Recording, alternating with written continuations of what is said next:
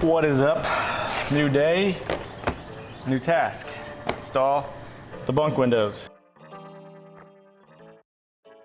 Now, these are AMA slider bunk windows. So they're really nice, very nice build quality.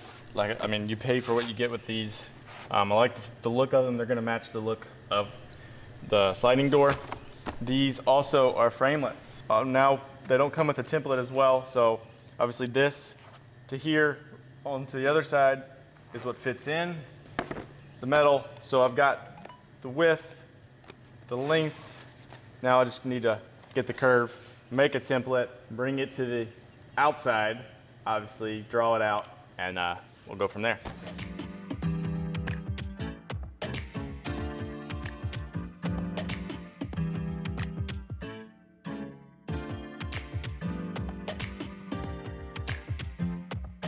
Matches good. Obviously I'll cut and then I'll try to fit it, dry fit it, make sure it all fits good.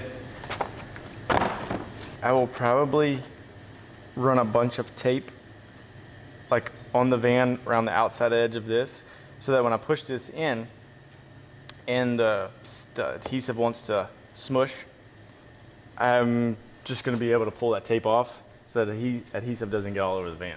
So first thing you need to do when you want to install the bunk windows is cut out your brackets. A lot of people will cut all of this out. I don't need all of that out. So I'm just gonna cut out what I need so that this stays here.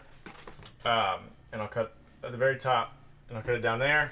That way now I can put this in place, tape it.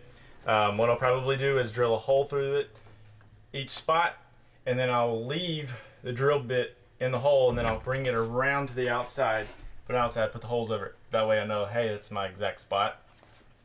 And then I'll trace the outside so I know exactly where the outside is. But now I'll go get the grinder and I'll cut this off.